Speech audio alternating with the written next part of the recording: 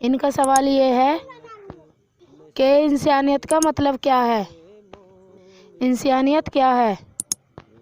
بھائی انسانیت ہی تو انسان کے اندر ایشوری رچنا ہے، اللہ کی رچی ہوئی جو رچنا ہے وہی تو انسانیت ہے، اور کیا ہے؟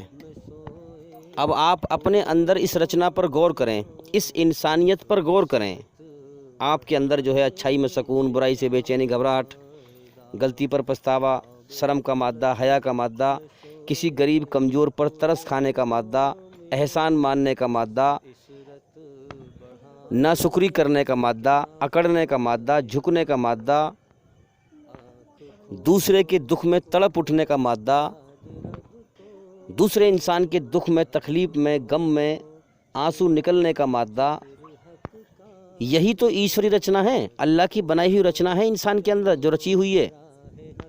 اسی رچنا کے آدھار پر، اسی انسانیت کے آدھار پر قرآن مجید کا قانون ہے، انسان کے بنانے والے مالک کا۔ اسی رچنا کے زندہ اور مردہ ہونے کا ثبوت دیا ہے محمد صلی اللہ علیہ وسلم نے، اسی انسانیت کے زندہ اور مردہ ہونے کا ثبوت دیا ہے اور پہچان بتائی ہے۔ اگر تم کسی برائی کو دیکھو، اگر تمہیں اللہ نے اتنی طاقت دی ہے کہ تم اسے ہاتھ سے روکنے کی کوشش روک سکتے ہو تو اسے ہاتھ سے روکو، ہاتھ سے روکنے کی کوشش کرو۔ اگر اتنی بھی طاقت نہ دی ہو، تمہیں لگتا ہے اگر میں ہاتھ سے روکوں گا تو میں کمزور ہوں، ظالم مجھ سے زیادہ طاقتور ہے، تو اور زیادہ فساد پھیل جائے گا۔ اور اگر اتنی بھی طاقت نہ ہو کہ تم ہاتھ سے روک سکو، تو اگر اتنی طاقت دی ہے اللہ نے، تمہیں اس لائق بنایا ہے کہ تم زبان سے برائی کو روک سکتے ہو، تو زبان سے روکو۔ اگر اتنی بھی طاقت نہ ہو تو کم سے کم دل سے تو برا سمجھو، برائی کو دل سے تو برا سمجھو۔ اب جس نے دل سے بھی برائی کو برا نہیں سمجھا، اس کی انسانیت مر چکی ہے، پھر وہ شیطان کی برائی پر راضی ہو چکا ہے، اس نے اللہ کی بنائی ہوئی رچنا اپنے اندر ختم کر دی ہے۔ جو اللہ نے مادہ رکھا ہے کہ اچھائی میں سکون، برائی سے بے چینی گھبراہٹ، اب جو انسان برائی پر راضی ہو کر بیٹھ گیا، اس کے اندر بے چینی پیدا نہیں ہو رہی برائی سے، تو اس کے اندر کی انسانیت مر چکی ہے، یعنی ایشوری رچنا اس نے اپنے اندر مار دی ہے۔ اسی کو محمد صلی اللہ علیہ وسلم نے فرمایا کہ اس کے اندر پھر کوئی ایمان نہیں ہے۔ دیکھیں، دو رچنا ہے انسان کی بنی ہوئی، ایماندار اور بے ایمان۔ ایماندار مطلب سچائی پہ چلنے والا، اور بے ایمان مطلب جھوٹ پہ چلنے والا۔ تو جو برائی پر راضی ہو کے بیٹھ گیا، اس نے برائی کو دل سے بھی برا نہیں سمجھا، تو پھر اس کے اندر کوئی ایمان نہیں ہے، ایمانداری نہیں ہے اس کے اندر۔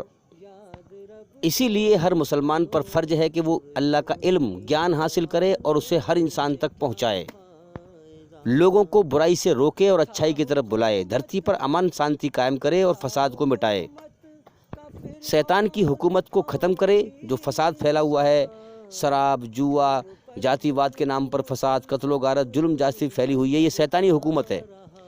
اور شیطانی جو انسان جس حالت میں بھی ہے، جو اچھائی کا دعویٰ کرتا ہے کہ میں ایماندار ہوں، میں ایمان والا ہوں، تو جو انسان جس حالت میں بھی ہے، وہ اسی حالت میں جیسی بھی کوشش کر سکے شیطانی حکومت کو مٹانے کی کوشش کرے اور اللہ کی حکومت کو قائم کرنے کی کوشش کرے۔ یہ انسان کا امتحان ہے اللہ کی طرف سے۔ اللہ کی حکومت امن شانتی قائم کرنے کی ہے، اس کی رچنا کے آدھار پر ہے کہ تم کسی کو تکلیف نہ دو۔ جو ہمارے اندر رچنا ہے اس کی رچی ہوئی، کسی کمزور کو دیکھ کے ترس کھانا، کسی غریب کو سہارا دینا، بھوکے کو کھانا کھلانا، پیاسے کو پانی پلانا، ننگوں کو کپڑے پہنانا، دھرتی پر فساد نہ پھیلانا۔ اب دیکھیے، جو شخص نہ زبان سے، نہ ہاتھ سے اور نہ ہی دل سے برائی کی روک تھام کرتا ہے، وہ ایک چلتی پھرتی لاش ہے، اس کے اندر کا انسان مر چکا ہے، اس کے اندر ایشوری رچنا، اللہ کی رچی ہوئی رچنا مر چکی ہے۔ خوش نصیب ہے وہ انسان جس کے اچھے کرموں کی وجہ سے جس کے لیے کوئی روئے، یعنی اس کے اچھے کرموں کی وجہ سے کوئی اس کے لیے روئے۔ خوش نصیب ہے وہ انسان جس کے لیے کوئی روئے، اور بد نصیب بدبخت ہے وہ انسان جس کی وجہ سے، جس کے برے کرموں سے کوئی روئے۔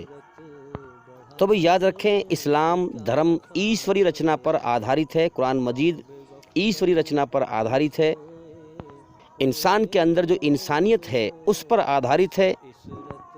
انسان کے اندر انسانیت کو زندہ کرنے کا نام اسلام ہے، انسان کو انسانیت پر چلانے کا نام اسلام ہے۔